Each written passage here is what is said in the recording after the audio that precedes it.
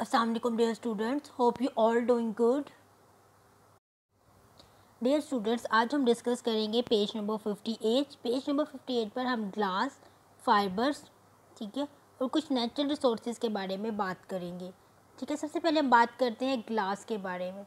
Glass is made by melting sand. इस line को students आप अंडरलाइन कर लें कि जो ग्लास है वो किससे मिलकर बनता है, जो उसको मेल्टिंग सैंड से मिलकर बनता है, यानी कि सैंड मतलब रेत को जब आप मेल्ट करते हैं उससे वो ग्लास बनता है।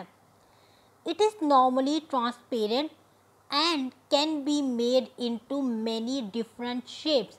जो स्टूडेंट ग्लास है यानी कि जो शीशा है वो एक ट्रांसपेरेंट मटेरियल है, यानी कि इसमें से लाइट भी पास हो सकती है और आप इसके अक्रॉस देख भी सकते हैं।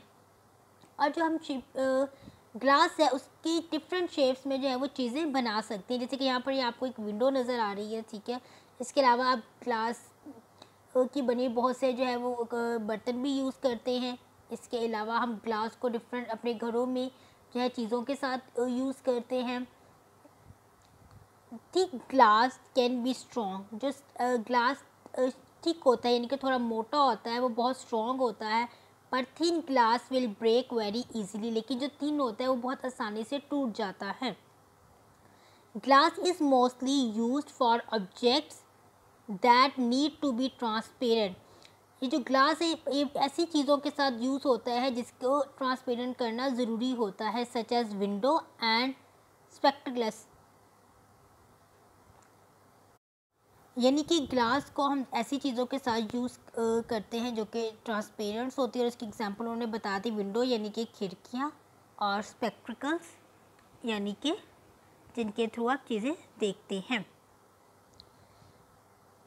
ग्लास कैन बी रिसाइकल, यानी कि ग्लास को आप फिर से जो है वो यूज़ कर सकते हैं। अगर आपने ग्लास की कोई चीज़ बनाई है तो उसे ब्रेक करके उसे फिर से जो है उसे कोई ना कोई चीज़ बना सकते हैं।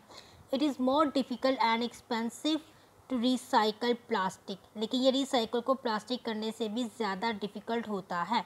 It is better for the environment to use less plastic, लेकिन हमारे एनवायरनमेंट को ठीक रखने के लिए और एनवायरनमेंट को नीट रखने के लिए प्लास्टिक का कम इस्तेमाल बहुत ज़रूरी है। स्टूडेंट, जैसे कि आपने आज देखा होगा, आज के टाइम में हम हमारे जो मोस्टली प्लास्टिक के जो बैग्स हैं ये भी इनका यूज़ बहुत कम हो चुका है। कुछ जगहों पर तो ये बैन भी हो चुके हैं, क्योंकि जो प्लास्टिक है ये जब जलता है तो उससे जो केमिकल्स निकलते हैं वो हमारे एनवायरनमेंट के लिए ठीक नहीं है। इसके अलावा ये प्लास्टिक जो है एक्वाटिक लाइफ के लिए ठीक नहीं है, तो इसलिए ग्लास का रिसाइकल एक्सपेंसिव है, बट फिर भी हम उसे यूज़ करना प्रेफर करते हैं बिकॉज वो इन्वायरमेंट के लिए हार्मफुल नहीं है।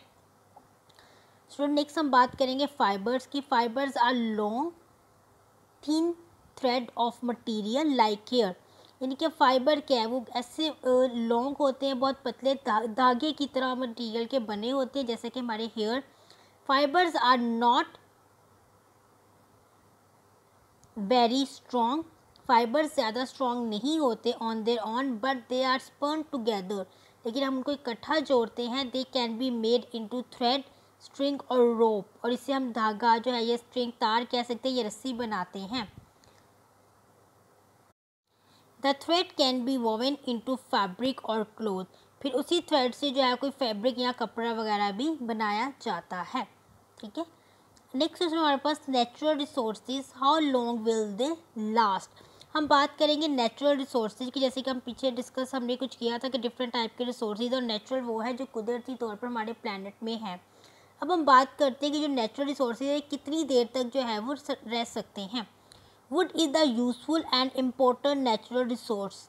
जो वुड यानी कि लकड़ी है वो बहुत ही इम्पॉर्टेंट है, बहुत ही यूज़फुल है, एक यूज़फुल नेचुरल रिसोर्स है। Tree are cut down to get wood, हम दरख्तों को काटते हैं लकड़ी के लिए।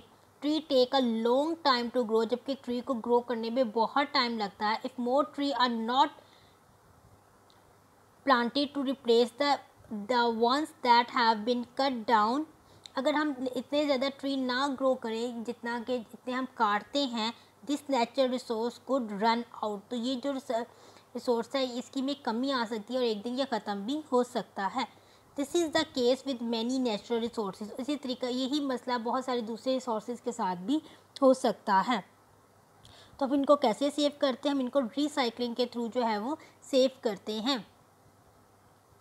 और हम एहतियात करें कि हम वुड का इस्तेमाल जो है कम से कम करें, ताकि जो है हम लकड़ी को सेव कर सकें। क्योंकि आपको पता है स्टूडेंट्स, एक तो प्लांट काटना वैसे ही हमारे एनवायरनमेंट के लिए ठीक नहीं है, क्योंकि इससे हमें ऑक्सीजन मिल रही होती है। ठीक है, तो ये था स्टूडेंट्स हमारा आज का लेक्चर। हमने आज ग्लास के बारे में बात की, फाइबर्स के बारे में बात की, ये भी देखा कि नेचुरल रिसोर्सेज को अगर हम सेव नहीं करेंगे तो क्या होगा। स्टूडेंट इसी से रिलेटेड हम आज का वर्कबुक का काम देखते हैं। एक चीज़ और स्टूडेंट, इसी के साथ हमारा जो है यूनिट नंबर 6 यहीं पे क्लोज होता है, इसकी रीडिंग यहीं पे क्लोज होती है। और स्टूडेंट्स आपकी वर्कबुक के पेज नंबर 10 पर एक क्वेश्चन है हमारे पास, वेदर और not you think glass is better than plastic. वो कहते हैं आपको क्या लगता है कि ग्लास जो है वो शीशे से जो है वो ग्लास जो है वो प्लास्टिक से ज़्यादा बेटर है। Yes, glass is better than plastic. जो ग्लास है यानी कि शीशा है वो प्लास्टिक से ज़्यादा बेटर है, बिकॉज क्योंकि it is better for environment than plastic. क्योंकि जो शीशा है वो हमारे एनवायरनमेंट के लिए प्लास्टिक से ज़्यादा बेहतर है। तो स्टूडेंट ये क्वेश्चन आपने अपनी वर्कबुक पे नोट डाउन करना है और इसको लर्न करना है। ओके स्टूडेंट्स, आपकी वर्कबुक के पेज नंबर 10 पर एक मैथ स्टिक की एक्टिविटी है। ठीक है, वो कहते हैं structure puzzle arrange 16 match stick to make this pattern. आपने इस पैटर्न को बनाने के लिए 16 मैथ स्टिक को जो है वो अरेंज करना है। Now remove 4 matchstick to leave 4 triangles of the same shape and size। ठीक है, अब हमने 4 मैचस्टिक को रिमूव करना है। ठीक है, जाके 4 ट्राइंगल्स जो हैं उसको आपने सेम साइज और सेम शेप पे अरेंज करना है। और आपने एक चीज़ का ख्याल रखना है, do not any loose end other triangle और शेप ऑफ एनी काइंड। और किसी भी शेप ट्राइंगल का जो एंड है वो लूज़ नहीं होना चाहिए, कहीं से वो ओपन नहीं होना चाहिए। तो स्टूडेंट ये आपने मैथ्स के साथ एक एक्टिविटी करनी है, यू मस्ट डू दिस। आपको इसको करने में बहुत मज़ा आएगा। स्टूडेंट इसी पेज के 11 में लास्ट पे क्वेश्चन है। ठीक है, मैं क्वेश्चन आपको रीड करके अंडरस्टैंड करवाती हूँ, लेकिन इसका आंसर जो है वो आप खुद लिखेंगे। क्वेश्चन है आपके पास, what material would you use to build a house, explain your choices. अब स्टूडेंट यहाँ पर क्वेश्चन पूछ रहे हैं कि एक घर को बिल्ड करने के लिए आप कौन सा मटेरियल जो है वो यूज़ करेंगे।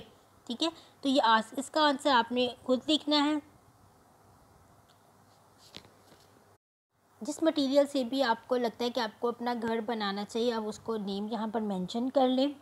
ठीक है, इसी के साथ स्टूडेंट्स हमारा यूनिट नंबर 6 का बुक वर्क भी कंप्लीट होता है। इंशाल्लाह हम नेक्स्ट लेक्चर में न्यू यूनिट स्टार्ट करेंगे और उससे रिलेटेड अपना बुक वर्क भी कंप्लीट करेंगे। Thank you.